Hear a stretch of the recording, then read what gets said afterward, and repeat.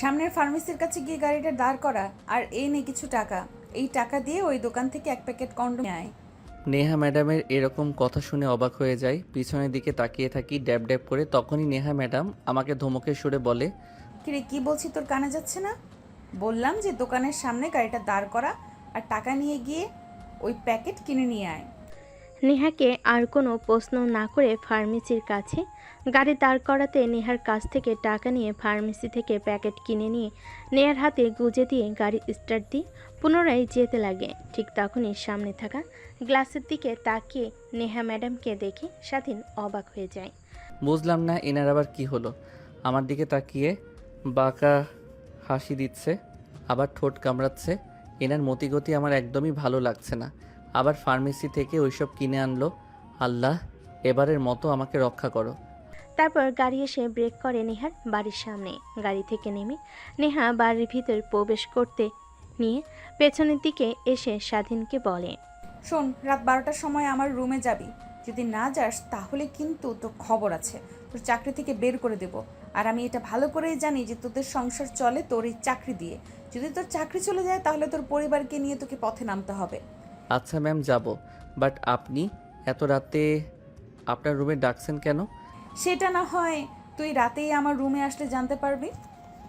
কথাটা বলে নেহা চলে যায় তার রুমে। কেন জানি স্বাধীনের তার বাবা মাকে দেখতে অনেক ইচ্ছে করে, তাই গাড়ি স্টার্ট দিয়ে পুনরায় তার বাসায় চলে যায়। বাসার সামনে গাড়ি রেখে ভেতরে প্রবেশ করতে দেখে তার মা রান্না করছে, পাশে তার ছোট বোন পড়ছে। মা দেখো, ভাইয়া এসেছে। ভাইয়া, তুমি আমার জন্য কি নিয়ে এসেছো? চকলেট নিয়ে আসো নাই? আমি আমার ছোট্ট পরিটার জন্য কখনো চকলেট আনতে ভুলে যাই নাকি? এই নাও চকলেট। আর হ্যাঁ, একদমই বেশি খাবে না। আজকে একটা খাবে, কালকে একটা, না হলে দাঁতে কিন্তু পোকা লাগবে। বাবা রে, এই অল্প বয়সে তুই সংসারের হাল ধরেছিস। তোর বাবার অবস্থা দিন দিন অবনতি হচ্ছে। আজকে হসপিটালে নিয়ে গিয়েছিলাম। ওনারা বলেছে যদি 1 মাসের মধ্যে হার্ট অপারেশন না করি তাহলে তোর বাবাকে আর বাঁচানো যাবে না। তোকে কথাটা বলতে চাই না, তারপরও বললাম। তুই যেন কোনো চিন্তা করিস না, আল্লাহ একটা না একটা কিছু করবেই। কি বলছো তুমি? আগে বলবে না? আমাকে অপারেশন করতে কত টাকা লাগবে? আর ডাক্তার তো বলল অনেক টাকা লাগবে, প্রায় 20 লক্ষ টাকার মতো। আমরা কিভাবে এত টাকা জোগাড় করব? এই সামান্য বাড়িটুকু আছে, এটা বিক্রি করে দিলে তাও 10 লক্ষ টাকার মতো হবে। বাকি টাকা কিভাবে জোগাড় করব রে বাবা? মা, আমি যে বাসাতে কাজ করি ওই স্যারটা অনেক ভালো, গরিবদের অনেক সাহায্য করে। ওনারা তো বাসায় নেই, কালকে আসবে। কালকে আসলে বলি আমাকে দেখি টাকা দেয় নাকি। যদি দেয় তাহলে তো অনেক ভালোই হয়, বাবার চিকিৎসাটা অন্তত করতে পারবো। তারপর স্বাধীন তার মায়ের সাথে আরও কিছু কথা বলে রুমের মধ্যে প্রবেশ করে। দেখে তার বাবা শুয়ে আছে। স্বাধীন তার বাবার পাশে গিয়ে বসে মাথায় হাত বুলিয়ে দিতে লাগে। ঠিক তখনই মিটমিট করে তাকায় স্বাধীনের বাবা। স্বাধীন মুচকি একটা হাসি দিতেই স্বাধীনের বাবা কান্না করে স্বাধীনের দুহাত জড়িয়ে ধরে বলে, বাবা, তুই প্লিজ আমাকে ক্ষমা করে দে। এই বয়সে তোর যেখানে লেখাপড়া করার কথা আর তুই করছিস চাকরি, আমাকে বাঁচানোর জন্য সংগ্রাম করছিস, প্লিজ আমাকে ক্ষমা করে দিস তুই। কি বলছো তুমি? আমার কাছ থেকে ক্ষমা চাইছো কেন? তুমি আমার বাবা, তোমাকে চিকিৎসা করার জন্য সংগ্রাম করব না তো অন্য কারোর জন্য? আর এসব কথা বলবে না। আর চিন্তা করো না, তুমি খুব দ্রুতই সুস্থ হয়ে উঠবে, আগের মতোই হাঁটা চলাফেরা করতে পারবে। তারপর স্বাধীন তার বাবার সঙ্গে বেশ কিছুক্ষণ কথা বলে খাবার দাবার খেয়ে গাড়ি নিয়ে সোজা নিহার বাসায় চলে আসে। তারপর পার্কিং লটে গাড়ি রেখে তাকে থাকার জন্য যে রুম দিয়েছে ওখানে চলে যায়। রুমিকে এপাশ ওপাশ করে ঘুমানোর চেষ্টা করে, কিন্তু তার দু চোখে ঘুম আসে না। রাত 12টার সময় নেহা যেতে বলেছে। কেন আর দোকান থেকে ওই প্যাকেট কিনলো কি দরকার? ও আবার যদি না যায় তাহলে এই চাকরি থেকে বের করে দেবে। এখন কি করবে? এই চাকরি অনাহারে জগতে চাকরি পাওয়া বড়ই দুষ্কর। ভাবতে ভাবতেই কোথা দিয়ে যে রাত 12টা হয়ে যায় স্বাধীন টেরই পায় না। ঠিক তখনই তার ফোনে কল আসে। ফোনটা হাতে নিয়ে দেখে নেহা ফোন করেছে। আসসালামু আলাইকুম ম্যাম। ওয়ালাইকুম আসসালাম। রুমে আয়। কিন্তু কেন এত রাতে আপনার রুমে যাব, কেউ দেখে ফেললে উল্টাপাল্টা কথা বলবে। তোকে যা করতে বলেছি করবি, না হলে সোজা আমার বাড়ি থেকে বের হয়ে যাবি, বুঝতে পারছিস তুই? স্বাধীন আর কোনো কথা না বলে রুম থেকে বের হয়ে গুটি গুটি পায়ে বড় বাড়ির ভিতরে প্রবেশ করে। তারপর নেহার রুমের সামনে চলে যায়। দরজার কড়া নাড়তেই ওপাশ থেকে নেহা বলে, ভেতরে আয়, দরজা খোলা আছে। ভিতরে প্রবেশ করে দেখে নেহা নেই। ওয়াশরুম থেকে পানি পড়ার শব্দ আসছে। স্বাধীন বুঝতে পারে নেহা ওয়াশরুমে গিয়েছে। স্বাধীন তাই সেখানেই দাঁড়িয়ে থাকে। প্রায় 5 মিনিট পর নেহা নাইট ড্রেস পরে ওয়াশরুম থেকে বের হয়। স্বাধীন নেহার দিকে তাকিয়ে অন্যদিকে চোখ ফিরিয়ে নেয়। তো নেহার শরীরে পোশাক পরা থেকে না পরাটাই ভালো। পুরো শরীরের প্রত্যেকটা অঙ্গ প্রত্যঙ্গ দেখা যাচ্ছে। ম্যাম, আপনি আমাকে এত রাতে আপনার রুমে আসতে বলেছেন কেন? যদি কেউ দেখে ফেলে তাহলে স্যার শুনলে আমাকে চাকরি থেকে বের করে দেবে। আরে এত ভয় পাচ্ছিস কেন? আসল কাজ তো শুরুই করিনি এখনো। আর চিন্তা করিস না, কেউ বাবা মাকে কিছু বলবে না, সবাই ঘুমিয়ে পড়েছে, শুধু আমি আর তুই বাদে। কথাটা বলেই নেহা স্বাধীনের কাছে চলে আসে। তারপর স্বাধীনের ঠোঁটে নেহা তার আঙ্গুল স্পর্শ করতে লাগে। স্বাধীন রীতিমতো ঘেমে একাকার হয়ে যায়। ম্যাম, এসব কি করছেন? প্লিজ আমাকে ছেড়ে দেন। আপনার মতলব আমার একদমই ভালো লাগছে না। তোকে কি ছেড়ে দেওয়ার জন্য ধরেছি আমি? যা করছি তুই দেখে যা আর রেসপন্স কর, না হলে তোর কিন্তু খবর আছে, এই বলে দিলাম। কথাটা বলে নেহা স্বাধীনের শরীরের বস্নকাতর জায়গাগুলোতে স্পর্শ করতে লাগে। স্বাধীন পুতুলের মতো দাঁড়িয়ে আছে। কিরে তুই ছেলে মানুষ নাকি অন্য কিছু? আমি এত কিছু করছি তারপরও তোর কোনো রেসপন্সই দেখছি না। আচ্ছা ওয়েট, দরজা লাগিয়ে দিয়ে আসি, না হলে কেউ আবার দেখে ফেলতে পারে। তারপর নেহা কি দরজা লাগিয়ে দিয়ে আসে। স্বাধীন তখনও পুতুলের মতো সেখানে দাঁড়িয়ে থাকে। নেহা এসে স্বাধীনকে পিছন থেকে শক্ত করে জড়িয়ে ধরে ঘাড়ে অনবরত কিস করতে লাগে। ধ্যাৎ, আমি একটা মেয়ে, তোর এত কাছে আসছি আর তোর কোনো রেসপন্স নেই। দেখুন ম্যাম, আমি গরিব ঘরের ছেলে। আপনাদের অনেক টাকা পয়সা আছে, কিন্তু আমাদের টানে সামান্য কিছু টাকার জন্য আপনার বাসায় এসে কাজ করি। আর আপনি আমার সঙ্গে এই কাজ করতে পারেন না। স্যার ম্যাডাম আমাকে অনেক বিশ্বাস করে, আমি তাদের বিশ্বাসের বড় ক্লাবে করতে চাই না। প্লিজ আমাকে ছেড়ে দেন, আমি আমার রুমে যাব। দেখ, একদম না বোঝার মতো কথা বলবি না। মজা তুইও নিলে আমিও নিলাম, বিনিময়ে তোকে কিছু টাকাও দিলাম, সমস্যা নেই। নেহা টাকার কথা বলতে স্বাধীনে মনে পড়ে যায় তার বাবাকে চিকিৎসা করানোর জন্য অনেক টাকার প্রয়োজন। নেহাকে বলবে নাকি চিন্তা করতে থাকে। এটা দেখে নেহা বলে, কি ভাবছিস? দেখ, কেউ জানতে পারবে না, আমি আর তোর মধ্যে সীমাবদ্ধ হয়ে থাকবে, আর দুইজন অনেক এনজয় করতে পারবো। তোকে বিনিময়ে কিছু টাকাও দেব, তুই টেনশন নিস না, বাবা মা কেউ জানতে পারবে না। প্লিজ ম্যাম, আমাকে যেতে দিন। আমার বাবার চিকিৎসা করানোর জন্য অনেক অনেক টাকা দরকার, তাও আবার 1 মাসের মধ্যে। আমি যেভাবেই পারি টাকা জোগাড় করে আমার বাবার চিকিৎসা করাবই। প্লিজ আমাকে যেতে দেন। কথাটা বলে নেহার কাছ থেকে নিজেকে ছাড়িয়ে নেয় স্বাধীন। তারপর দরজা খুলে বাইরে বের হতে যাবে। ঠিক তখনই পেছন থেকে নেহা শার্টের কলার চেপে ধরে ঝাটকা টান দিতে স্বাধীন তাল সামলাতে না পেরে খাটের উপর গিয়ে পড়ে যায়। নেহা গিয়ে স্বাধীনের উপর বসে পড়ে। 2 হাত দিয়ে স্বাধীনের 2 হাত শক্ত করে ধরে ফেলে। আমার মনে আর দেহে আগুন লাগিয়ে দিয়ে তুই বাহিরে যাবি, তা তো আর হতে দেব না। আমাকে শান্ত করে তবেই যাবি, না হলে তোর খবর আছে। তুই যেহেতু কিছু করবি না, দেখ আমি কি করতে পারি। কথাটা বলে নেহা স্বাধীনের ঠোঁটের সঙ্গে ঠোঁট লাগিয়ে চুষতে লাগে। প্রায় 5 মিনিট পর নেহা স্বাধীনকে ছেড়ে দেয়। নিজেও হাঁপাতে লাগে, স্বাধীনও হাঁপাতে লাগে। তারপর স্বাধীনকে নেহা শক্ত করে জড়িয়ে ধরে বলতে লাগে, তুই কেন বুঝিস না? তোকে আমার খুব দরকার। আচ্ছা ওয়েট, তোর বাবাকে চিকিৎসা করানোর জন্য কত টাকা লাগবে?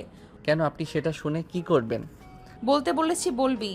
এত রাগ দেখাচ্ছিস কাকে তুই? হ্যাঁ, ভুলে যাস না, আমি কিন্তু মারলে কি আর মেয়ে তোকে চাইলে কিন্তু চাকরি থেকে বের করে দিতে পারি। 20 লক্ষ টাকা লাগবে, আর ভাবতেই পারতেছি না কিভাবে এই 1 মাসের মধ্যে 20 লক্ষ টাকা জোগাড় করব। তোর বাবার চিকিৎসা করানোর জন্য যত টাকা লাগবে আমি দেবো, বিনিময়ে তোকে আমার একটা কাজ করে দিতে হবে। নেহার মুখ থেকে এমন কথা শুনে স্বাধীন অবাক হয়ে যায়। নেহার দিকে প্রশ্নবোধক দৃষ্টি নিক্ষেপ করে বলে, আমি আমার বাবাকে বাঁচানোর জন্য যে কোনো কাজ করতে রাজি আছি। আপনি শুধু আমার বাবার চিকিৎসা করানোর জন্য 20 লক্ষ টাকা দিন। আপনি যদি বলেন আমার জীবন আপনাকে দিয়ে দিতে, সেইটাই দিয়ে দিব। তোর জীবন দিতে হবে না, তোর যৌবনটা আমাকে দিলেই চলবে। কথাটা বলে নেহা তার নিজের ঠোঁট কামড়াতে লাগে। স্বাধীন বুঝতে পারে নেহা কি বোঝাতে চাচ্ছে। আচ্ছা ম্যাম, এইসব করা তো একদমই শরীয়ত মোতাবেক হারাম। আর আপনি যেহেতু এত ইচ্ছে, স্যারকে বলুন আপনাকে বিয়ে দিয়ে দিতে, তখন স্বামীর সঙ্গে দিনরাত থাকতে পারবেন। লুকিয়ে লুকিয়ে এইসব করতে হবে না। ধ্যাৎ, তাহলে তো হয়েই গেল। আর একটা ছেলে কখনোই এক নারীতে আসক্ত হতে পারে না। যেরকম এক খাবার দিয়ে কখনোই খাওয়া সম্ভব না, ভিন্ন ভিন্ন দরকার। ঠিক এক এক সময় এক এক ছেলেকে টেস্ট করতে হয়, বুঝলি? আচ্ছা ম্যাডাম, আপনি এত বাজে দেখে তো একদমই ওই রকম মনে হয় না। ড্রিঙ্কস করেন, নেশা করেন, এটা কমন, কিন্তু এইসব আল্লাহ জানে কতটা ছেলের সঙ্গে শুয়েছেন। নেহার স্বাধীনের কথা শুনে কেন জানি ভীষণ রাগ উঠে যায়। নিজের রাগকে আর কন্ট্রোল করতে না পেরে ঠাস ঠাস করে স্বাধীনের গালে 2টা থাপ্পড় বসিয়ে দেয়। তারপর রাগের দৃষ্টিতে কিছুটা স্বাধীনের দিকে ঝুঁকে বলতে লাগে, দেখ, তোর কাছ থেকে কোনো কথা শুনতে আমি রাজি না। তোকে যা বলেছি করবি নাকি সেটা বল। না করলেও আমি জোর করে নিয়েই ছাড়বো। তোকে আমার মনে ধরেছে। আর হ্যাঁ, একটা কথা, তুই প্রথম যে কিনা এই নেহার দেহ ভোগ করবি। ঠিক তখনই স্বাধীনের চোখে ভাসতে লাগে তার বাবার হাসি মাখা মুখটা। স্বাধীন বুঝতে পারে কোনোভাবেই এই মাসের মধ্যে কেন আগামী 10 বছরও 20 লক্ষ টাকা কোনোভাবেই জোগাড় করতে পারবে না। এখন শুধুমাত্র নেহার সত্যটা মানলেই তার বাবাকে চিকিৎসা করা সম্ভব। কি হলো, তুই তোর বাবাকে বাঁচাতে চাস না? আর যদি তুই আমার সঙ্গে এই কাজটা না করিস, তাহলে তুই যেখানেই যাস আমি তোর চাকরি করতে দেব না। সবখানে গিয়ে সবাইকে মানা করে দিব, আর দেখব তুই তোর বাবাকে কিভাবে চিকিৎসা করাস। স্বাধীন বুঝতে পারে সে ফেঁসে গেছে।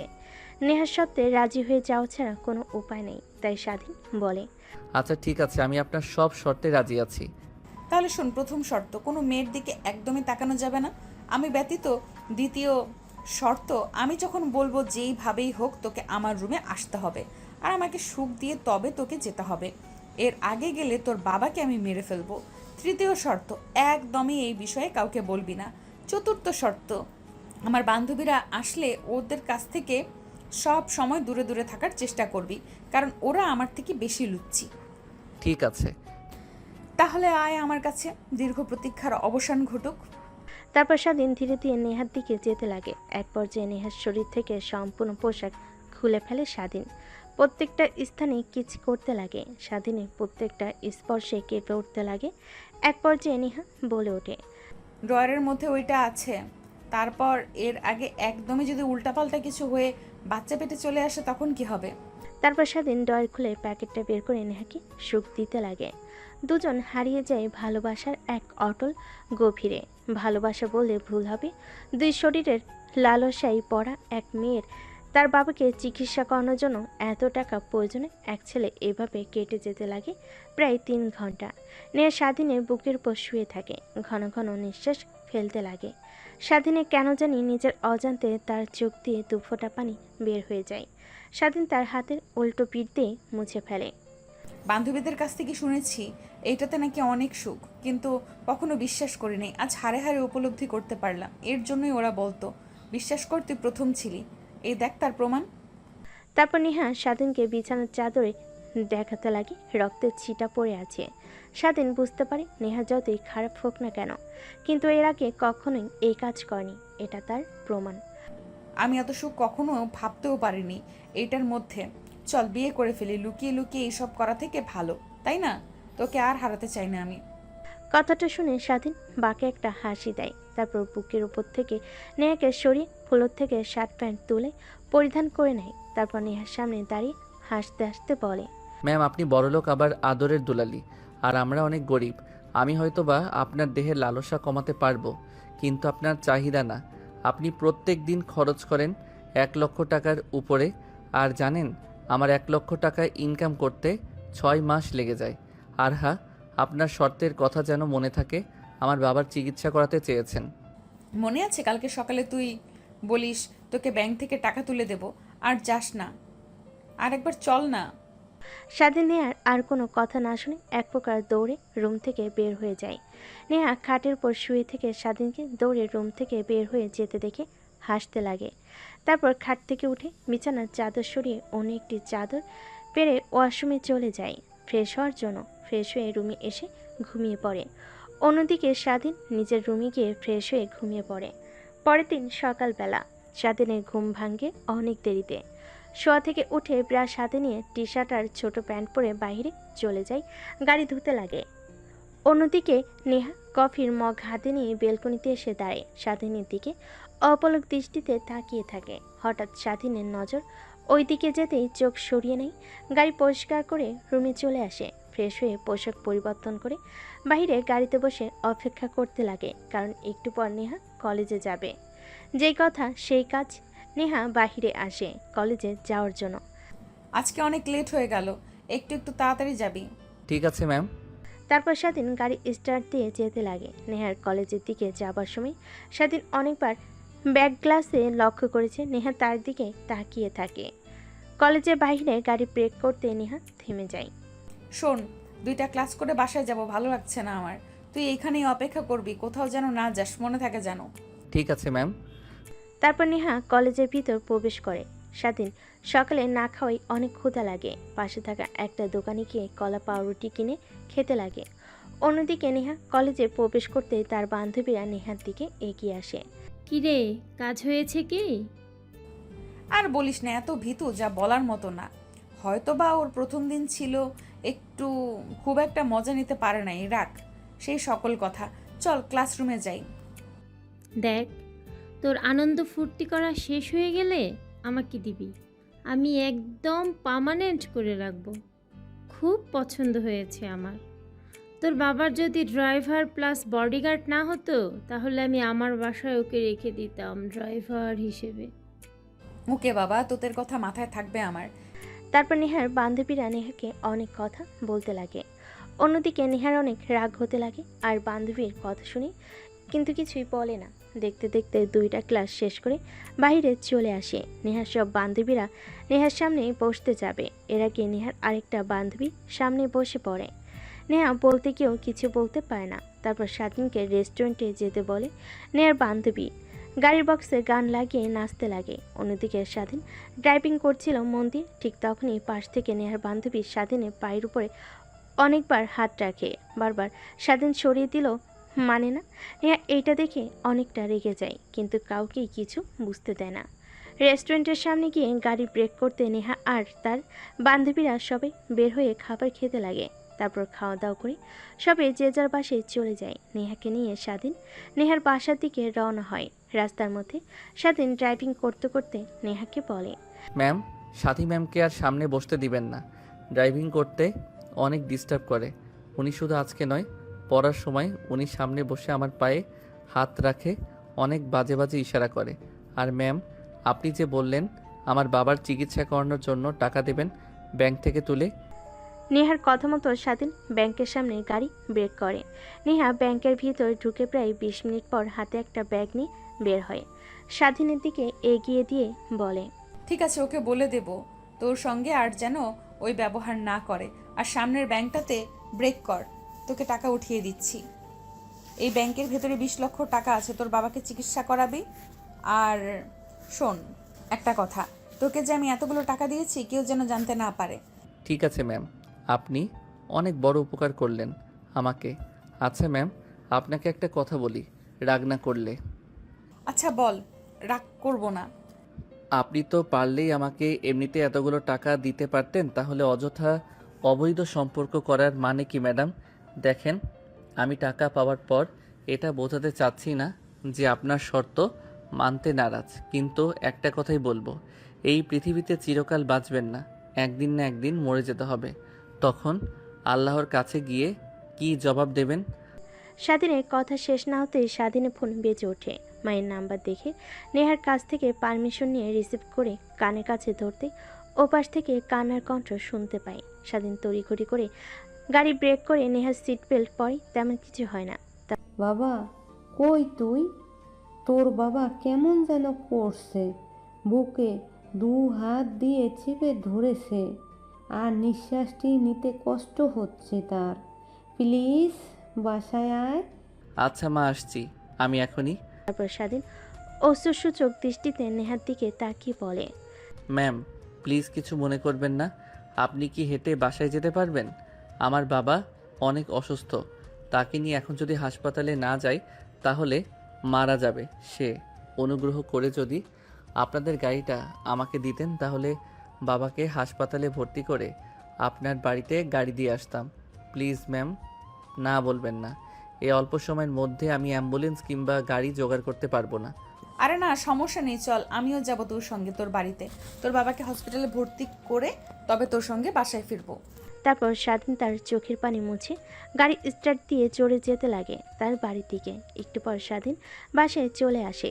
দরজা দিয়ে ভিতরে ঢুকে স্বাধীন তার বাবাকে পা জকলা করে বাইরে নিয়ে আসে। তারপর গাড়ির ভিতর বসিয়ে দিয়ে স্বাধীন মা তার বাবাকে জড়িয়ে ধরে স্বাধীন তার ছোট বোনকে যাওয়ার সময় বলে, বোন, তুই থাক, আর বাবাকে নিয়ে চিন্তা করতে হবে না।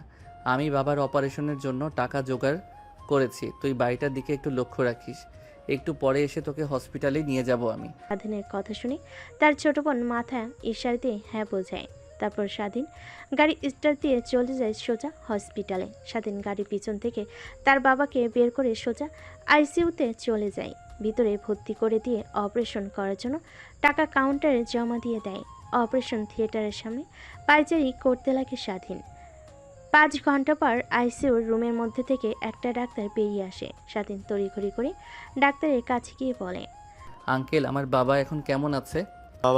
তোমার বাবা একদম বিপদমুক্ত আছে, আর সময় মতো অপারেশন করাইয়ে তোমার বাবার কন্ডিশন একদম আগের মতো হয়ে যাবে। কোনো টেনশন করো না। আর একটু পর তুমি আমার কেবিনে আসো, কিছু মেডিসিনের নাম লিখে দিই, ওইগুলো সময় মতো খাওয়ালে আশাবাদী তোমার বাবা খুব শীঘ্রই সুস্থ হয়ে যাবে। ডাক্তারের কথা শুনে স্বাধীনের অনেক ভালো লাগে। তার নিজের দেহ দিয়ে যদি তার বাবাকে সুস্থ করতে পারে, এটা তার কাছে অনেক কিছু। ঠিক তখনই মনে পড়ে যায় নেহার কথা। 5 ঘন্টা হলো বাইরে বসে আছে। দৌড়ে বাইরে চলে যায়। দেখে নেহা এখনও গাড়ির মধ্যে বসে আছে। সেদিন দরজা খুলে নেহাকে বলে, সরি ম্যাম, আসলে মাথায় আপনার কথা ছিলই না। বাবাকে আইসিইউতে ভর্তি করে দিলে টাকা থাকায় সঙ্গে সঙ্গে অপারেশন শুরু হয়, আর আপনার কথা মনে নাই আমার, তাই সেখানে দাঁড়িয়েছিলাম। Sorry, I am really sorry madam. আরে সরি বলতে হবে না, চল এখন বাসায়।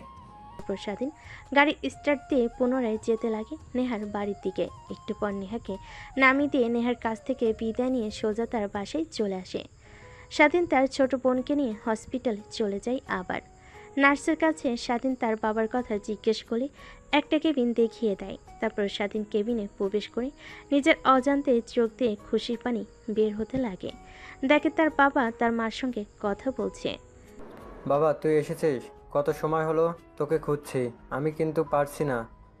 আয় আমার পাশে বয়। আর তুই আমার অপারেশন করানোর জন্য এতগুলো টাকা কোথা থেকে পেলি? আমি যে বাসাতে কাজ করি বডিগার্ড প্লাস ড্রাইভার হয়ে, উনি অনেক ভালো। তোমার কথা বলতেই আমাকে টাকা দিয়ে দেয়। কে এই ব্যক্তি যে আমাদের একের পর এক সাহায্য করে চলেছে? একটাবার অনেক দেখা করতে ইচ্ছে করছে। তুমি সুস্থ হও বাবা, তোমার সঙ্গে আমি দেখা করিয়ে দিব। আচ্ছা ওয়েট, তুমি থাকো, আমি ডাক্তারের কাছ থেকে কিছু ওষুধ লিখে দিব বলেছিল, ওইটা নিয়ে আসি। আর তোমার খারাপ লাগলে তখন আর আমাকে বলবো, হ্যাঁ? তারপর স্বাধীন রোজা ডাক্তারের কেবিনে চলে যায়। ডাক্তারের কাছ থেকে প্রেসক্রিপশন নিয়ে বাইরে চলে আসে। স্বাধীন তার বাবার জন্য ওষুধ, কিছু ফলমূল আর তাদের খাওয়ার জন্য বিরিয়ানি নিয়ে হসপিটালে আসে। স্বাধীন অনেক দিন পর তার বাবার সঙ্গে মন খুলে গল্প করছে। কতদিন হলো যে এভাবে কথা বলে না। দেখতে দেখতে কোথা দিয়ে যে সময় পেরিয়ে যায় সেদিকে স্বাধীনের কোনো খেয়ালই নেই। রাত যখন প্রায় 9টা, তখন তার ফোন বাজতে লাগে। কেবিন থেকে বের হয়ে ফোনটা হাতে নিয়ে দেখে নেহা ম্যাম ফোন করেছে। স্বাধীন ফোনটা রিসিভ করে বলতে লাগে, আসসালামু আলাইকুম ম্যাম। ওয়ালাইকুম আসসালাম। কোথায় তুই? আর তোর বাবা এখন কেমন আছে? জি ম্যাম, বলবো। এখন অনেকটাই সুস্থ। আর যদি আপনি না থাকতেন তাহলে আমার বাবার চিকিৎসা করাতে পারতাম না। অনেক অনেক ধন্যবাদ ম্যাম আপনাকে। ধন্যবাদ দিতে হবে না, তোকে যা বলেছি শুধু সেই শর্তগুলো মেনে চললেই হবে। ও আচ্ছা, তাহলে আমাকে বাসায় আসতে হবে আপনার। ওয়েট, একটু পর বাবার কাছ থেকে বিদায় নিয়ে আসছি। কথাটা বলে স্বাধীন ফোন রেখে দেয়। নেহা ওই পাশ থেকে হ্যালো হ্যালো বলতে লাগে। নেহার অনেক রাগ হয়, কিন্তু কিছুই বলে না। একটাবার আগে আসুক, তারপর ওর ব্যবস্থা করবে। এসবই ভাবছে বেলকনিতে দাঁড়িয়ে। কফির মগ হাতে নিয়ে আকাশের দিকে তাকিয়ে স্বাধীন কেবিনে প্রবেশ করে। তার বাবা মার সঙ্গে আরও কিছুক্ষণ আড্ডা দিয়ে বিদায় নিয়ে বাহিরে চলে আসে। তারপর স্বাধীন গাড়ি নিয়ে হাসপাতাল থেকে বের হয়ে সোজা নেহার পাশে চলে আসে। পার্কিং লটে গাড়ি রেখে স্বাধীন তার রুমে যায় ফ্রেশ হওয়ার জন্য। ফ্রেশ হয়ে পোশাক পরিবর্তন করে অপেক্ষা করতে লাগে রাত 12টা হবার। 12টা বাজার সঙ্গে সঙ্গে স্বাধীন মেন দরজা দিয়ে ভেতরে প্রবেশ করে। তারপর সোজা নেহার রুমের সামনে চলে যায়। দরজায় কড়া নাড়তেই দরজা খুলে যায়। স্বাধীন আর অনুমতি না নিয়ে ভিতরে প্রবেশ করে। দরজা লাগিয়ে যে পিছনে ফিরবে অমনি নেহা স্বাধীনকে ঠাস ঠাস করে 2টা থাপ্পড় লাগিয়ে দেয়। এই জন্যই তোর মতো ছোট লোকের বাচ্চাদের মাথায় তুলতে চাইনি। সামান্য ছাড় দিছি আর মাথায় উঠে বসছিস, তাই না? আমার অনুমতি না নিয়ে তুই রুমে প্রবেশ করলি কেন? আর তোর সাহস কি করে হয় আমার কথা শেষ না হতেই ফোন রেখে যাস? কি ভাবছিস তুই তোর সঙ্গে ভালো ব্যবহার করছি দেখে তুই পার পেয়ে যাবি? না মানে ম্যাম সরি, তখন ওইভাবে কথা বলার জন্য আর অনুমতি না নিয়ে আসার জন্য। হয়েছে, এখন আর তোর কোনো কথাই শুনতে চাচ্ছি না। আমি রুম থেকে বের হয়ে চলে যা। স্বাধীন মাটির দিকে তাকিয়েছিল, হঠাৎ নেহার দিকে তাকিয়ে দেখে ওই দিনের মতো পাতলা নাইট ড্রেস পরে আছে। ভিতরে সব কিছুই দেখা যাচ্ছে। কেন যেন স্বাধীনের অনেক লোভ হতে লাগলো। ধীরে ধীরে স্বাধীন নেশার ঘরে তলিয়ে যেতে লাগলো, যে নেশা নারীর। এই কুত্তার বাচ্চা, কি বলছি তোর কানে যাচ্ছে না? তোকে রুম থেকে চলে যেতে বলেছি, আবার আমার দিকে এইভাবে তাকিয়ে আছিস? তুই আমার কেনা গোলাম, এখন থেকে তোকে যখন যা বলবো তাই করবি, আমার পারমিশন মতো চলবি। তোকে কি ফোন করে আসতে বলেছি আমি? তুই আমার রুমে এসেছিস? নেহার কথাগুলো যেন স্বাধীনের কান অব্দি পৌঁছালো না।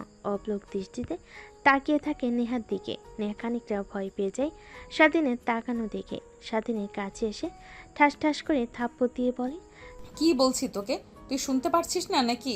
রুম থেকে বের হয়ে যা।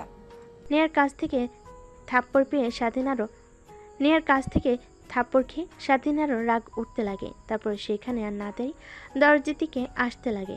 দরজার কাছে এসে দরজা লাগিয়ে দেয়, কিন্তু সেটা বাড়ি থেকে না, ভেতর থেকে। নেহা গিয়ে সোফায় বসে পড়ে। সামনের দিকে তাকাতেই অবাক হয়ে যায়। কিরে, তোকে কি বললাম তোর কানে যায়নি?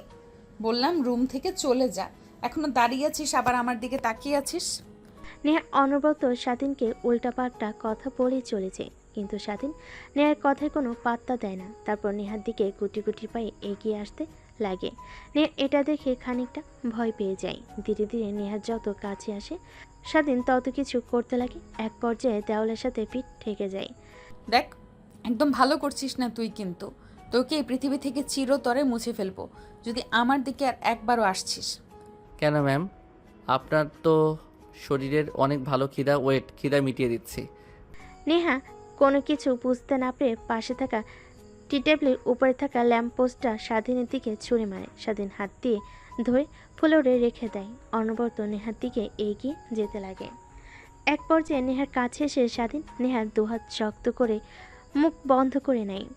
দেখ, তুই কিন্তু তোর লিমিট ক্রস করছিস, ভালো হবে না কিন্তু, এই বলে দিলাম। ছেড়ে দে আমাকে, না হলে তোর বাবাকে, তোর পরিবারকে আর তোকে মেরে ফেলবো কিন্তু আমি।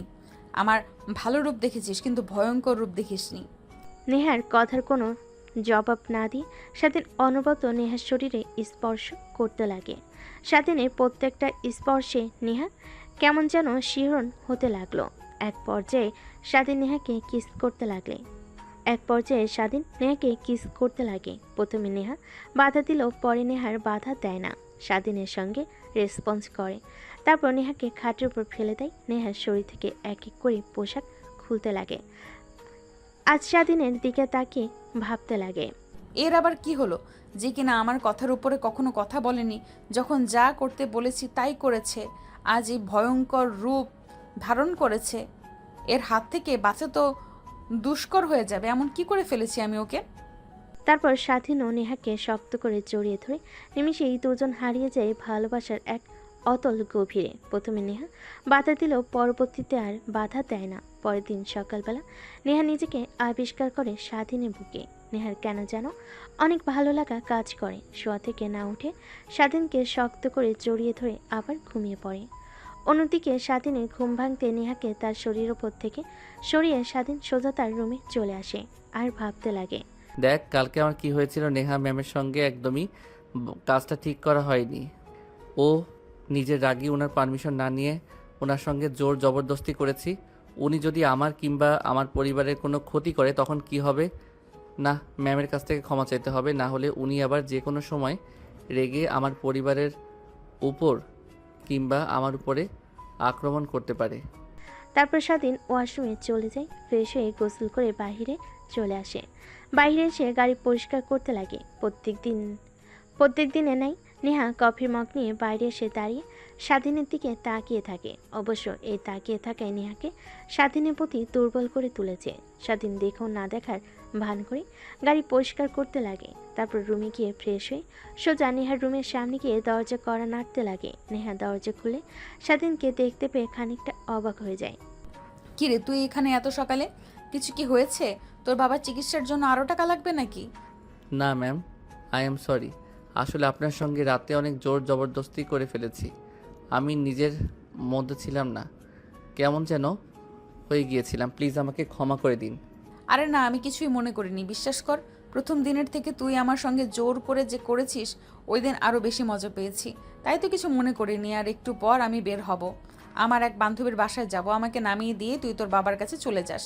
অবশ্য কালকে তোকে ওইভাবে কথাটা না বললেও পারতাম, তোর জায়গায় আমি থাকলে ঠিক একই কাজ করতাম। তারপর নেহার কাছ থেকে স্বাধীন নিচে চলে আসে, গাড়িতে বসে অপেক্ষা করতে লাগে। নেহার আসার প্রায় 5 মিনিট পর নেহা এসে গাড়িতে উঠে পড়ে। তারপর স্বাধীনকে অ্যাড্রেস বলতে সেই দিকে যেতে লাগে। অবশ্য নেহার সব বান্ধবীদের বাসা স্বাধীনের চেনা আছে। এক পর্যায়ে নেহার দেওয়া অ্যাড্রেস অনুযায়ী স্বাধীন গিয়ে গাড়ি দাঁড় করায়।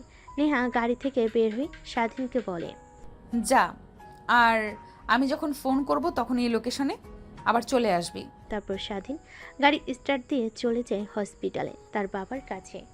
অন্যদিকে নেহা তার বান্ধবীর বাসে গিয়ে বান্ধবীদের সঙ্গে আনন্দ করতে লাগে। ঠিক তখনই নেহার বান্ধবী নেহাকে বলে, কিরে, তোর কেনা গোলামের কি খবর?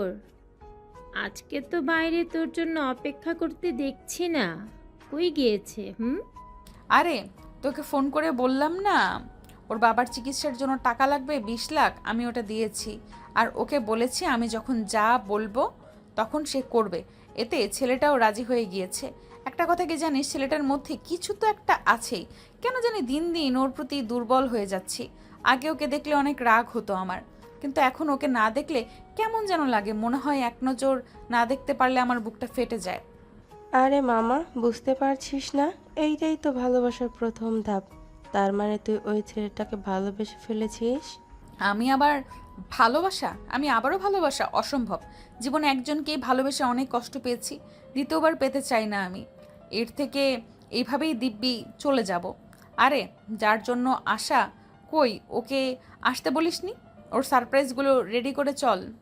আসলে নেহার বান্ধবীর জন্মদিন আজ, তাই তাকে সারপ্রাইজ দেওয়ার জন্য সবাই মিলে নেহার এক বান্ধবীর বাসায় এসেছে, সব কিছু রেডি করছে।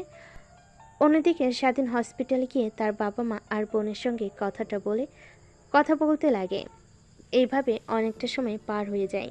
অন্যদিকে নেহা তার বান্ধবীদের সঙ্গে কেক কেটে আনন্দ করতে লাগে। এক পর্যায়ে নেহা সব বান্ধবীরা মিলে ট্রুথ আর ডেয়ার গেমস খেলতে লাগে। এভাবে পেরিয়ে যায় অনেকটা সময়। দেখতে দেখতে বিকেল হয়ে যায়। ঠিক তখনই নেহার ফোনে কল আসে। মা, কোথায় তুই? বিকেল হয়ে গেছে, এখনো বাসায় আসছিস না যে? আগে বলো, তোমরা কোথায়? বাসায় এসেছো কি?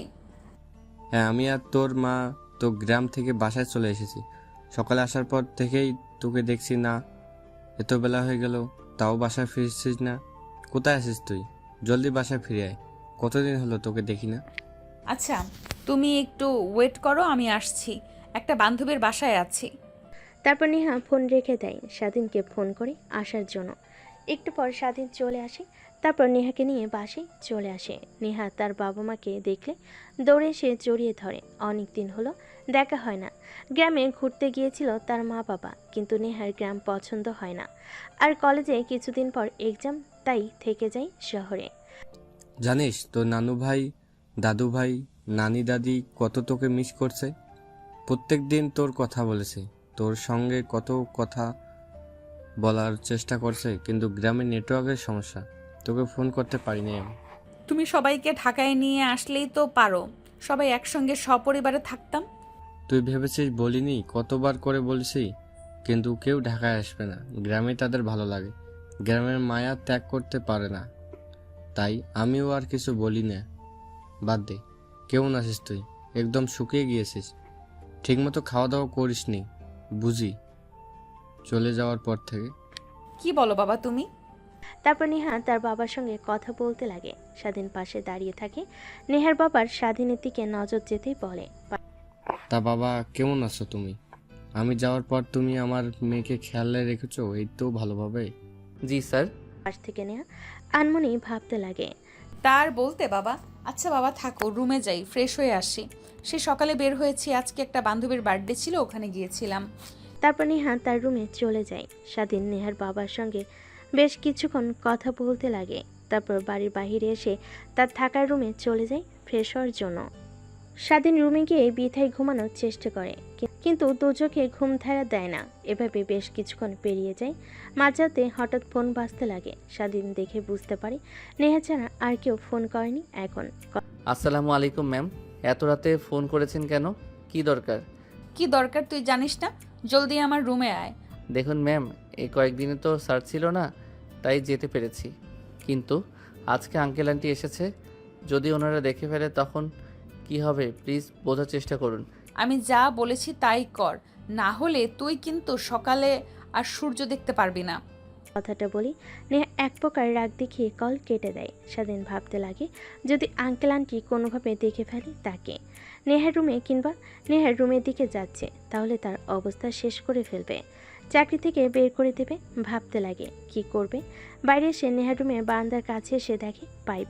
তারপর পাইপে নেহার বারান্দার উপরে উঠে পড়ে। অন্যদিকে নেহা ড্রেসিং টেবিলের সামনে বসে থেকে চুল আঁচড়াচ্ছিল আর গুনগুন করে গান গাইছিল। স্বাধীন বেলকনি থেকে নেহার দিকে অপলক দৃষ্টিতে তাকিয়ে থেকে ভাবতে লাগে কি অদ্ভুত চেহারা, মায়াবী তার চাহনি, কেন এই কাজ করতে হবে? সে চাইলেও তো হাজার আমার থেকে সুন্দর ছেলে তার পিছু পিছু ঘোরে, তাদেরকে বিয়ে করে নিতে পারে, তারপরে আমাকে কেন? কতগুলো ভাবতে ভাবতে নেহার কোমরের দিকে নজর যায়। অপলক দৃষ্টিতে তাকিয়ে থাকে। অন্যদিকে নেহা আয়নার দিকে তাকিয়ে স্বাধীনকে পিছনে দেখতে পায়। ভয় পেয়ে পিছনে তাকায়। কিরে তুই রুমের মধ্যে কখন আসলি? আর ব্যালকনিতে কেন, কিভাবে গেলি তুই? পাইপ বেয়ে উপরে উঠছি, না হলে যদি আঙ্কেল আন্টি দেখতে পেত তাহলে কি করতো আমার? এর জন্য দ্বিতীয় পন্থা। ভালো করেছিস, আয় আমার কাছে। কথাটা বলে নেহা ড্রেসিং টেবিলের সামনে থেকে স্বাধীনের কাছে চলে যায়। স্বাধীনের কলার চেপে ধরে নিজের কাছে নিয়ে এসে ফিসফিস করে বলতে লাগে, ভেবে নিয়ে যে বাবা দেখে ফেললো আমাদেরকে এক রুমে, তখন কি হবে ভাবতে পারছিস? কি আর হবে, আপনাকে কিছুই বলবে না, আমাকে মেরে বাড়ি থেকে বের করে দেবে। কিন্তু আমি আর তোকে ছাড়ছি না। এই যে শক্ত করে জড়িয়ে ধরেছি, আজীবন ধরে রাখতে চাই। থাকবি তো আমার সাথে নাকি? নেহার কথা শুনে স্বাধীনের মুখে বাঁকা হাসি রেখা টেনে বলে, ম্যাম, আমি হয়তো আপনার দেহে লালসা দমাতে পারবো, কিন্তু আপনাকে বা গরিব ঘরের ছেলে আমি আপনাকে ভরণ পোষণ করার মতো সামর্থ্য আমার নেই। আপনি কি ভাবছেন তা বুঝতে পারছি, আমি কিন্তু সেই ভাবনাটা একদম মাথা থেকে ঝেড়ে ফেলেন না, না হলে আপনার এই ক্ষতি হবে। আর আমি তো আপনাকে কথা দিয়েছি যে আপনি যখন যা বলবেন তাই করব, তারপরে মিথ্যা কোনো সম্পর্কে মরে জড়াবেন আপনি। আমার কিছু লাগবে না, তোকে লাগবে। এই অল্প কিছু দিনে বুঝতে পেরেছি, হারে হারে টের পেয়েছি। চল আমরা কালকে বিয়ে করে ফেলি, এইটা আমাদের জন্য ভালো হবে। তখন আর লুকিয়ে লুকিয়ে দেখা করতে হবে না আমাদের। হা বাদ দিন ম্যাম, এখন যার জন্য ডেকেছেন সেইটা করেন। কথাটা বলে স্বাধীন নেহাকে শক্ত করে জড়িয়ে ধরে এক এক করে নেহার শরীর থেকে কাপড় খুলতে লাগে। স্বাধীন কেন জানি স্বাধীনের প্রত্যেকটা স্পর্শে কেঁপে কেঁপে উঠতে লাগে। আজকে তো প্রথম নয়, তারপর কেন এমন লাগছে। তার পরপরই স্বাধীন নেহাকে নিয়ে খাটের উপর পড়ে যায়। নিমিষেই হারিয়ে যায় দুজন ভালোবাসার অতল গভীরে। অন্যদিকে নেহার বাবা রাতের অনেক পানি পিপাসা লাগে। টেবিলের উপরে গ্লাস ফাঁকা দেখে পানি নেওয়ার জন্য নিচে নামতে লাগে। নেহার রুমের কাছে আসতেই গোংরানোর শব্দ শুনতে পায়। নেহার বাবা নেহার রুমে আরেকটু কাছে গিয়ে দরজার সঙ্গে কান লাগিয়ে স্বাধীন আর নেহার ফিসফিসে কথা শুনতে পায়। নিমিষে নেহার বাবা রেগে লাল হয়ে যায়, যেন স্বাধীনকে সে কাছে পেলে কাছে চিবিয়ে খাবে। তারপর নিচে চলে যায় পানি খাওয়ার জন্য। পানি খেয়ে নিচে বসা রুমে বসে অপেক্ষা করতে লাগে স্বাধীনে আসার। অনেকক্ষণ সময় পার হয়ে গেলেও স্বাধীনের নাম গন্ধ নেই। তাই নিচে আর না বসে থেকে নেহার রুমের দিকে অগ্রসর হয়। নেহার রুমে গিয়ে দরজায় কড়া নাড়তে লাগে। কোন দিকে স্বাধীন ক্লান্ত হয়ে নেহার উপরে শুয়েছিল।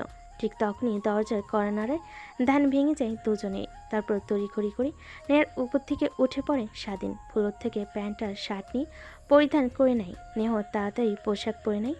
দরজার কাছে গিয়ে স্বাধীন বেলকনির পাইপ দিয়ে নেমে যেতে বলে দরজা খুলে দেয়। হাম ফালাতে ফালাতে নেহা তার বাবাকে বলে, কি হয়েছে বাবা? এত রাতে তুমি? কি কোনো সমস্যা হয়েছে? আরে না মা, কিছুই হয়নি। ঘুমা, এমনি দেখলাম ঘুমিয়েছিস কি না তুই। কথাটা বলে নেহার বাবা নেহার রুমে উকি মারে। দেখে নেহার কাঁথার অবস্থা এলোমেলো। নেহার বাবা বুঝতে পারে, তাই নেহার রুমের সামনে থেকে চলে আসে। তার রুমে গিয়ে বেলকনিতে দাঁড়ায়। ঠিক তখনই দেখতে পাই স্বাধীন নিচ দিয়ে হেঁটে যাচ্ছে। নেহার বাবার অনেক রাগ হয়, কিন্তু বুঝতে দেয় না। নেহা দরজা আটকে স্বস্তির একটা নিঃশ্বাস ফেলে এভাবে পেরিয়ে যায় রাতটা। পরের দিন সকাল হতেই নেহার বাবা তার রুম থেকে বের হয়ে বাইরে চলে আসে। স্বাধীন গাড়ি পরিষ্কার করছিল। ঠিক তখনই পাশ থেকে নেহার বাবা পত্রিকা হাতে নিয়ে পড়তে পড়তে স্বাধীনকে উদ্দেশ্য করে বলে, একটা জিনিস কি, আমি ছোট থেকে কখনো কাউকে অবহেলা করিনি, সবাইকে ভালোবেসেছি। তোমাকে বিশ্বাস করে আমার বাড়িতে থাকতে দিয়েছি। একটা কথা মনে রাখবে, কখনো তোমার বিশ্বাসে অমর্যাদা করো না, তাহলে ওই দিনেই হবে তোমার শেষ দিন। কথাটা মনে রেখো। আর শুনলাম তোমার বাবা নাকি অসুস্থ, চিকিৎসা করানোর জন্য অনেক টাকা লাগবে। তুমি নাকি চিকিৎসা করিয়েছো, এত টাকা কোথা থেকে পেয়েছো তুমি? নেহার বাবার কথা শুনে স্বাধীন আমতা আমতা করে বলে, না মানে আঙ্কেল, মানে মানে করতে হবে না, যা সত্যি তাই বলো। আমি সত্যিকে অনেক ভালোবাসি, কিন্তু মিথ্যা কথা একদমই সহ্য করতে পারি না। মানে স্যার, নেহা ম্যামকে কথাটা বলতেই আমাকে টাকা দেয়, কিছু শর্ত দেয়, সেটা না বলি। সেই টাকা দিয়ে বাবার চিকিৎসা করেছি। নেহা ম্যাডাম বলেছে আমি এই বিষয়টা কাউকে যেন না বলি। আচ্ছা যাও, ঠিক আছে, আমি কাউকেই বলবো না। তারপর নেহার বাবা রুমের মধ্যে চলে যায়। ভাবতে লাগে স্বাধীনকে চাকরি থেকে বের করে দেবে কিনা। কিন্তু তখনই তার পরিবারের কথা মনে আসে। স্বাধীন একমাত্র পরিবার চালানোর জন্য টাকা উপার্জন করে, তাকে যদি বের করে দেয় তার পরিবার পথে এসে নামবে। এইসব ভাবতে লাগে। ঠিক তখনই নেহার মা পিছন থেকে বলেন, আসো, খাবার রেডি করছি। আর এমনিতেও ডাক দাও, খাবার খেয়ে যা, মেয়েটা এত বেলা অবধি ঘুমায়। তারপর নেহার বাবা নেহার রুমে কর্নারতে দরজা খুলে দেয়। দেখেন নেহা গোসল করে চুল শুকাচ্ছে। তারপর নেহা তার বাবার সঙ্গে কিছু কথা বলে নিচে চলে আসে খাবার খাওয়ার জন্য। টেবিলে বসে খাবার খাচ্ছিল। ঠিক তখনই নেহার বাবা বলতে লাগে, নেহা মা, তোর জন্য একটা বিয়ের সম্বন্ধ এসেছে। আমি রাজি হয়েছি। আমার বন্ধুর ছেলে বিদেশ থেকে লেখাপড়া করে বাংলাদেশে এসেছে।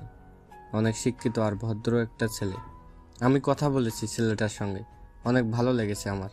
বিকেলে ওনারা বাসায় আসবে তোকে দেখার জন্য। বাবা কি বলছো এগুলো? তুমি না বললে যে আমার মনে যখন চায় তখন বিয়ে শাদীর বিষয় নিয়ে কথা বলবে? আমি এখন বিয়ে করতে চাচ্ছি না, লেখাপড়া শেষ করব তারপর। তুমি কেন এখন বিয়ের কথা আনছো? আর সামনের মাসে তো আমার এক্সাম শুরু হবে, তাহলে এই সপ্তাহ থাকা এখন আর হচ্ছে না। দেখ, আমি আমার বন্ধুকে কথা দিয়েছিলাম যে তার ছেলে বিদেশ থেকে আসলে তোর আর ছেলেটার সঙ্গে বিয়ে দিয়ে দেবো। তাই আর বেশি দিন অপেক্ষা করতে চাচ্ছি না। আমার বন্ধুর বাড়ি থেকে তোদের কলেজ অনেক কাছে, তোর কোনো অসুবিধা হবে না। কিন্তু আমি এখন বিয়ে করব না, সাফ সাফ বলে দিলাম। তারপরেও যদি তোমরা এই বিষয়টা নিয়ে সামনে এগো তাহলে আমাকে হারিয়ে ফেলবে তোমরা। কথাটা বলে নেহা খাবারের প্লেট ফ্লোরে ছুঁড়ে মারে। তারপর খাবারের টেবিল থেকে উঠে তার রুমে চলে যায়। নেহার মা নেহার বাবাকে উদ্দেশ্য করে বলে, কি হয়েছে তোমার? নেহাকে বিয়ে দিয়ে দেওয়ার জন্য এত উঠে পড়ে লেগেছো কেন? মেয়েটা তো এখনো অনেক ছোট, সবেমাত্র ইন্টার থার্ড ইয়ারে লেখাপড়া করছে। আর একটু লেখাপড়া করুক, আর একটু ম্যাচিওর হোক, সংসারের কিছুই বুঝবে না এখনো। তুমি তো তোমার মেয়ের দিকে কোনো নজর রাখো না, রাতে কি করে সে জানো? তারপর নেহার বাবা নেহার মাকে শুরু থেকে শেষ পর্যন্ত বলে তার মেয়ের কুকর্মের কথা। এখন বলো, এই বিষয়টা যদি বাইরে জানাজানি হয়ে যায় তাহলে আমাদের কি হবে? মান সম্মান ধুলোয় মিশে যাবে। সামান্য একটা বডিগার্ড হয়ে আমার মেয়ে, আমার বলতেও লজ্জা লাগে। স্বাধীনকে তো কখনো এরকম মনে করিনি। অনেক ভালো ছেলে, আমার সামনে আসলে সব সময় মাটির দিকে তাকিয়ে থাকতো। ওর নজরে কখনো আমি কুদৃষ্টি দেখিনি। কিন্তু কেন এমনটা করলো? এর মাঝে তোমার মেয়ের নিশ্চয়ই কোনো ষড়যন্ত্র আছে। না হলে ছেলেটাকে চাকরি থেকে বের করে দেওয়ার ভয় দেখিয়েছে, না হলে অন্য কিছু। স্বাধীনের বাবা অসুস্থ হয়তো বা ওনার চিকিৎসা করানোর জন্য টাকা দিয়ে স্বাধীনকে কিনে নিয়েছে। আমার মনে হয় কি ছেলেটাকে যদি বুঝিয়ে বলি তাহলে নিশ্চয়ই বুঝতে পারবে। রাতে তুমি একটাবার ওকে রুমে আসতে বলো আমাদের, তারপর ওকে বোঝালে ঠিকই বুঝতে পারবে। তাই করতে হবে, তারা ছাড়া দ্বিতীয় কোনো উপায় দেখছি না আমি। তারপর নেহা রেগে রুমে চলে যায়। পোশাক পরিবর্তন করে কাঁধে ব্যাগ নিয়ে কলেজে যাওয়ার জন্য বাইরে চলে আসে। স্বাধীনকে ফোন করতে স্বাধীন খাবার খাওয়া বাদ দিয়ে হাত ধুয়ে চলে আসে গাড়ির কাছে। দরজা খুলে দিতে নেহা ভিতরে প্রবেশ করে। স্বাধীন গাড়ি স্টার্ট দিয়ে কলেজের দিকে যেতে লাগে। কলেজে যাব না, কাজী অফিসের দিকে চল। ঠিক আছে, কিন্তু ম্যাম কাজী অফিসে যাবেন কেন? কারোর কি বিয়ে? হ্যাঁ, বিয়ে আমার আর তোর। হ্যাঁ, ভালো কি? কথাটা বলে স্বাধীন জোরে সোরে গাড়ি ব্যাক করে। নেহা তার হাত দিয়ে কপাল বাঁচিয়ে নেয়। স্বাধীন পিছনের দিকে তাকিয়ে বলে, ম্যাম কি বলছেন এসব? মাথা ঠিক আছে আপনার? আমি সামান্য একটা ছেলে আর আপনি মালিকের মেয়ে। এই সম্পর্কটা কখনো মানার নয়। আর আঙ্কেল আন্টি শুনতে পারলে অনেক কষ্ট পাবে, তারা প্লিজ না। আজ পর্যন্ত আমি যা চেয়েছি তাই পেয়েছি। তুই জানিস আমার বিয়ে ঠিক করেছে বাবা তার বন্ধুর ছেলের সঙ্গে। আমি তোকে ছাড়া অন্য কাউকে বিয়ে করতে পারবো না। তুই আমার প্রথম, তো তুই আমার শেষ। ম্যাম এখন আপনি আবেগের মধ্যে আছেন, যখন আবেগ ফুরিয়ে যাবে তখন আবার ঠিক হয়ে যাবেন। আমি বলি কি, এই বিষয়টা নিয়ে এখন না ভাবাই উচিত। চলেন বাসায় যাই, বাসায় গিয়ে আপনি রেস্ট নেন, তারপর না হয় ভেবে নিয়েন। ভাবা ভাবি শেষ। তোকে যা করতে বলেছি তাই করবি। কাজী অফিসে যাবি, আমাকে বিয়ে করবি। তোর কি মনে নেই আমি যে তোকে শর্ত দিয়েছিলাম আমার কথা তোর মানতে হবে? হালে হলে তোকে যা করতে বলি না কেন। কিন্তু ম্যাম বিয়ের মতো একটা পবিত্র সম্পর্ক নিয়ে এভাবে না খেলা উচিত না। এতে আপনার আর আমার দুজনের ক্ষতি হবে। লোক সমাজে আপনার বাবা মা মুখ দেখাতে পারবে না, আপনিও পারবেন না। আপনার বান্ধবীদের সামনে গিয়ে কি বলবেন আমার স্বামী একটা বডিগার্ড? এইটা নিয়ে তোকে একদমই ভাবতে হবে না। আমি সব বান্ধবীদেরকে ফোন করে কাজী অফিসে আসতে বলেছি, ওরা অপেক্ষা করছে। তাড়াতাড়ি চল। আর যদি আমাকে বিয়ে না করিস তুই, তাহলে তোর বাবা এখনো হসপিটালে ভর্তি আছে। আমি একটা কল করার সঙ্গে সঙ্গেই তোর বাবাকে বের করে দিবে হসপিটাল থেকে। তারপরে কি হবে তুই তো বুঝতেই পারছিস। না ম্যাডাম প্লিজ না, আপনি যা করতে বলবেন তাই করব, তাও আমার বাবার কোনো ক্ষতি করবেন না। কিছু করতে হবে না সোনা, এখন শুধু আমার সঙ্গে কাজী অফিসে যাবে আর আমাকে বিয়ে করবে, তাহলেই তোমার চলবে। তারপর নেহার এক প্রকার জোড়াজড়িতে স্বাধীন কাজী অফিসের সামনে চলে যায়। সেখানে আগে থেকে নেহার সব বান্ধবীরা অপেক্ষা করছিল। গাড়ি বের করতে নেহার সব বান্ধবীরা এগিয়ে আসে। কিরে, কি হয়েছে তোর? আচমকা ফোন করলি আর বললি কাজী অফিসে বিয়ে করব। কাকে বিয়ে করবি? কাউকেই তো দেখছি না। কেন? এই যে এটাই তোদের দুলা ভাই। স্বাধীনকে দেখে কথাগুলো বলে নেহা। নেহার বান্ধবীরা সবাই অবাক হয়ে নেহার দিকে বড় বড় দৃষ্টিতে তাকায়। কি শেষমেশ তুই বডিগার্ডকে বিয়ে করবি? হ্যাঁ করব, তাতে তোদের কোনো সমস্যা আছে? আমাকে থাকতে বলতে পারি। তোদেরকে যার জন্য ডেকেছি সেটা কর, আমার বিয়ের সাক্ষীদের ভেতরে। তারপর নেহা স্বাধীনের হাত ধরে কাজী অফিসের মধ্যে চলে যায়। নেহার বান্ধবীরা নেহার পিছন পিছন কাজী অফিসে প্রবেশ করে। তারপর বিয়ের কার্যক্রম শেষ করে স্বাধীনকে কবুল বলতে বলে কবুল বলে না। নেহা স্বাধীনের দিকে তাকাতেই কবুল বলে ফেলে। এভাবে বিয়ের কাজকর্ম শেষ হয়ে যায়। নেহার বান্ধবীরা বাহিরে দাঁড়ায়। তারপর নেহার বান্ধবী নেহাকে বলে, বিয়ে তো করলি, নে ঠিক আছে, এবার আমাদের ট্রিট দে। চল রেস্টুরেন্টে চল, তোদেরকে মন ভরে আজকে খাওয়াবো। তারপর এক এক করে সবাই গাড়িতে উঠে বসে। সাথীর সামনে বসতে গেলে নেহাকে পিছনে বসতে বলে নেহা গিয়ে সামনেই বসে পড়ে স্বাধীনের কাছে। তারপর সোজা রেস্টুরেন্টে চলে আসে। এক এক করে সবাই নেমে রেস্টুরেন্টের মধ্যে ঢুকে যায়। স্বাধীন গাড়িতে বসে থাকে। নেহা এটা দেখে রেগে স্বাধীনকে গাড়ির ভেতর থেকে কলার চেপে ধরে বের করে নিয়ে আসে। কিরে, তোকে ইশারা দিয়ে বললাম না আয়, তারপরেও তুই এখানে বসে আছিস কেন? আপনারা যান ম্যাডাম, আমি যে কি করব এর থেকে বাহিরে গাড়ির মধ্যে বসে অপেক্ষা করি। যান, আপনারা গিয়ে আনন্দ করেন। নেহা স্বাধীনের কথা শুনে অনেক রাগ হয়। ঠাস ঠাস করে দুইটা থাপ্পড় লাগিয়ে দিয়ে বলে, ভুলে যাস না এখন তুই আমার কিন্তু স্বামী। আগে ছিলি বডিগার্ড, কিন্তু এখন পুরোটাই ভিন্ন। সব সময় আমার সঙ্গে থাকবে। আর আজ থেকে ম্যাম একদমই বলবি না, নাম ধরে কিংবা বউ বলে রাখবি। আমি পারবো না আপনাকে নাম ধরে ডাকতে, ম্যাম বলে ডাকবো। তোর যা ইচ্ছা তাই বলে ডাকিস, এখন চল আমাদের সঙ্গে। তারপর নেহা স্বাধীনের এক হাত জড়িয়ে ধরে রেস্টুরেন্টের ভিতর প্রবেশ করে। নেহার বান্ধবীরা সবাই বসে খাবার অর্ডার দিয়ে ফেলে।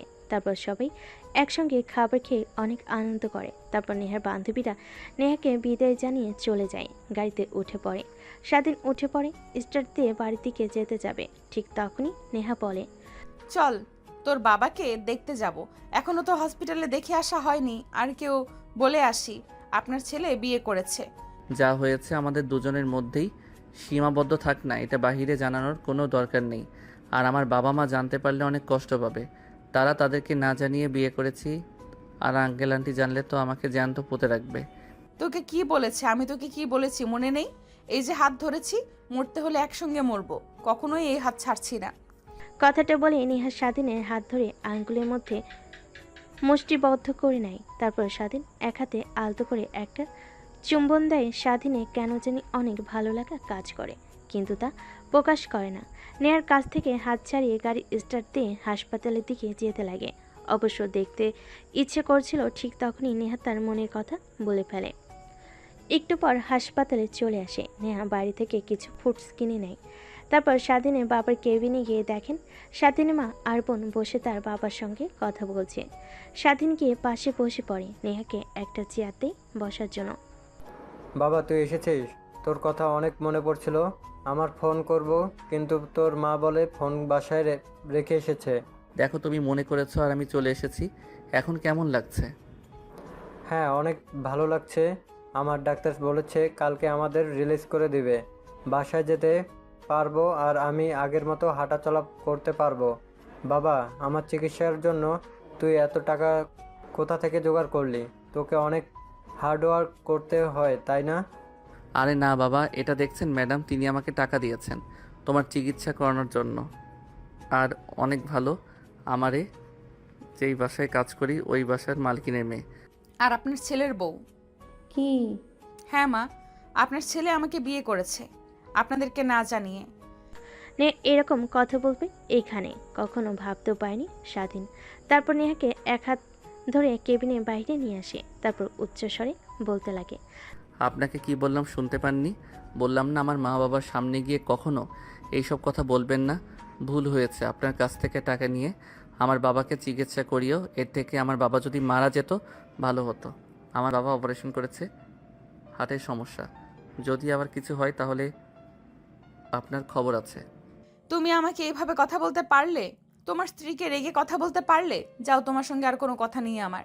তারপর নেহা স্বাধীনকে রাগ দেখিয়ে স্বাধীনের সামনে থেকে হসপিটালের বাইরে চলে আসে। স্বাধীন কেবিনে প্রবেশ করে স্বাধীনের মা আর তার বাবা তার দিকে অগ্নি দৃষ্টিতে তাকিয়ে থাকে।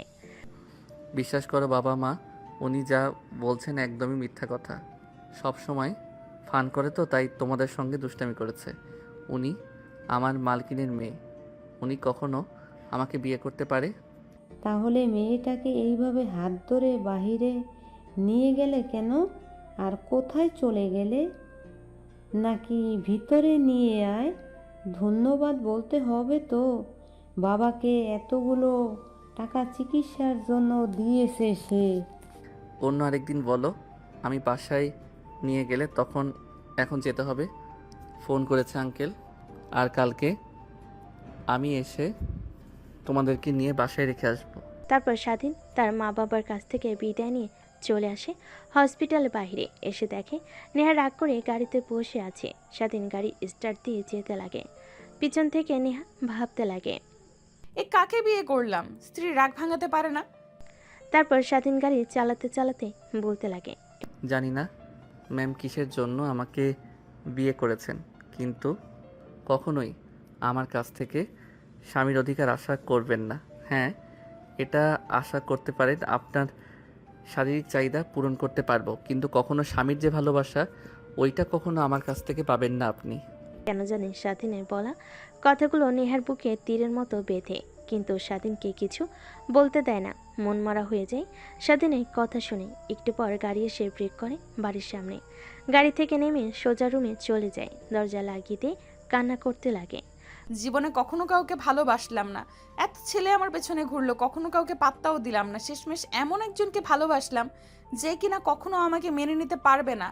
মানবে কি করে? আমি তো তাকে সামান্য টাকা দিয়ে দেহের লালসা মিটিয়েছি।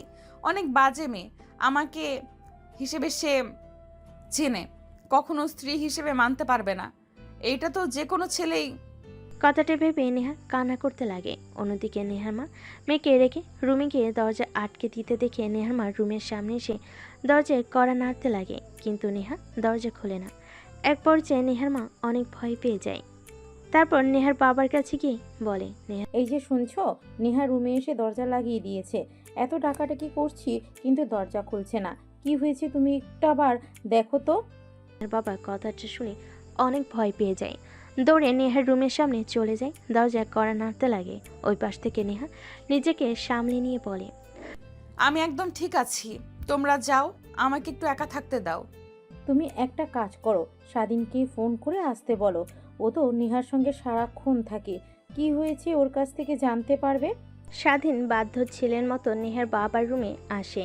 নেহার বাবা ও স্বাধীনের কাছে এসে বলে, দেখো বাবা, তোমাকে আমার ছেলের মতো মানে, তোমাকে চাকরি দিয়েছে। তোমার দুর্দশা দেখে আমার তোমার কথা শুনে এবং তোমাকে দেখে এখনো আমার অনেক ভালো লাগে। তুমি মনোযোগ দিয়ে কাজ করো। কি করি বলো? নেহার কি হয়েছে? রুমে এসে কান্না করছে কেন? স্যার, আপনাদেরকে সব কথা বলবো। প্লিজ আমাকে চাকরি থেকে বের করে দিবেন না, তাহলে আমার পরিবারের না খেতে পেয়ে মারা যাবে। আর আমি নেহা ম্যামের কাছ থেকে দূরে দূরে থাকবো, উনাকে ডিভোর্স দিয়ে দিব। স্বাধীনের কাছ থেকে এরকম কথা শুনে নেহার বাবা মা অবাক হয়ে যায়। তারপর স্বাধীন নেহার বাবা মাকে শুরু থেকে শেষ পর্যন্ত বলে তাদের বিয়ের বিষয়। নেহার বাবা মা দুজনে অবাক হয়ে যায়। তারপর স্বাধীন রুম থেকে চলে যায়। তারপর নেহার বাবা মা আর দুজনে দুজনের মধ্যে কথা বলতে লাগে। তোমাকে বলেছিলাম না, তোমার মেয়ে নিশ্চয়ই স্বাধীনকে কোনো না কোনো চক করে ফেলেছে, না হলে ছেলেটা কখনোই এই কাজ করতো না। দেখেছো, আমার কথা সত্যি হলো। আর আমি বলি কি, তুমি ওদের সম্পর্কটা মেনে নাও, না হলে অনেক ভালো। আর আমাদের তো টাকা পয়সার কোনো অভাব নেই, একমাত্র মেয়ের সুখ মানে আমাদেরও সুখ, কি বলো। তারপর নেহার বাবা ভাবতে লাগে, নেহার মায়ের বলা কথাগুলো ঠিকই তো বলেছে, ছেলেটা অনেক ভালো, যতটুকু সে চেনে। তারপর সে রাজি হয়ে যায়। স্বাধীনকে ডেকে নিয়ে এসে, দেখো বাবা, তোমরা যা করছো একদম ঠিক করো নাই। তারপরেও আমি আর তোমার আন্টি তোমাদের সম্পর্কটা মেনে নিয়েছি। এখন তুমি আমার মেয়েকে কীভাবে রাগ ভাঙাবে আর আমার মেয়েকে নিয়ে সুখে থাকবে তুমি জানো না। তুমি জানো, হ্যাঁ, আরেকটি কথা, আমার মেয়েকে কখনো যেন দুধ খেয়ে থাকতে না দেখে, তাহলে তোমার কিন্তু খবর আছে। স্বাধীন কথাটা শুনে অবাক হয়ে যায়। নেহার মা বাবাকে সালাম করে। তারপর নেহার মা আর বাবার সঙ্গে কিছু কথা বলে নেহার রুমের সামনে চলে আসে। দরজায় কড়া নাড়তে লাগে, কিন্তু নেহা দরজা খোলে না। স্বাধীন নেহাকে ডাকতে লাগে, দরজা খুলে দিতে বলে, তুই এসেছিস কেন? আমি তো বাজে মেয়ে, আমি তো স্ত্রী হওয়ার যোগ্য না, অনেক খারাপ মেয়ে, তারপরও আবার আমাকে ডাকতে এসেছিস? যা এখান থেকে। নেহা আর কোনো কথা বলতে না দিয়ে নেহাকে সরিয়ে রুমের মধ্যে প্রবেশ করে। সেদিন দরজা আটকে দিয়ে নেহার দিকে বাঁকা দৃষ্টিতে তাকায়। এটা দেখে নেহা অবাক হয়ে যায়। স্বাধীনকে দেখে রেগে বলতে লাগে, দেখ, আমি কিন্তু চিৎকার দেব, বাবা মা কিন্তু নিচে বসে আছে, ওনারা যদি শুনতে পায় আর তোকে যদি দেখে আমার রুমে, তাহলে তোকে মেরে ফেলবে। তুই যা, রুম থেকে বের হ। ওনারাই তোমার কাছে পাঠিয়েছে আমাকে। মানে? নেহাকে আর কোনো কথা বলতে না দিয়ে স্বাধীন নেহাকে শক্ত করে জড়িয়ে ধরে তারপর ঠোঁটের সঙ্গে ঠোঁট লাগিয়ে চুষতে লাগে। প্রায় 5 মিনিট পর নেহাকে নিয়ে খাটের উপর পড়ে যায়। নেহা স্বাধীনের বুকের উপর থেকে মাথা তুলে বলে, ড্যাব ড্যাব করে তাকিয়ে থাকে। এটা দেখে স্বাধীন বলতে লাগে, আঙ্কেল আন্টিকে সব কথা বলে দিয়েছি। তারা প্রথমে অনেক রাগ হয়, হয়তোবা পরবর্তীতে তারা আমাদের সম্পর্কটা মেনে নেয়। আর আরেকটি কথা, তোমাকে অনেক অনেক ভালোবাসি সেই প্রথম থেকেই, কিন্তু কখনো বলতে পারিনি। আমার আর তোমার সম্পর্কের মধ্যে অনেকটা তফাৎ ছিল, কিন্তু এখন বলতে আর কোনো তফাৎ নেই। তার মানে তুমি আমাকে ভালোবাসতে, তাহলে প্রকাশ করনি কেন? ওই যে দুইজনের মধ্যে শক্ত একটা প্রাচীর ছিল, তাই কিছু বলতে পারিনি। তা এখন আমার বাবুর মায়ের কি রাগ ভাঙছে? না, ভাঙেনি। বাবুর মায়ের বাবু লাগবে, যত দ্রুত পারো বাবুর মাকে বাবু এনে দাও। কথাটা বলে স্বাধীনের বুকের মাঝে আর নেহা মুখ লুকায়। উপর থেকে জড়িয়ে ধরে হারিয়ে যায় ভালোবাসার এক অতল গভীরে, যেখানে তারা বাবু প্রস্তুত করছে। আর জানতে হবে না আপনাদের, বিয়ে করেন তারপর জানতে পারবেন।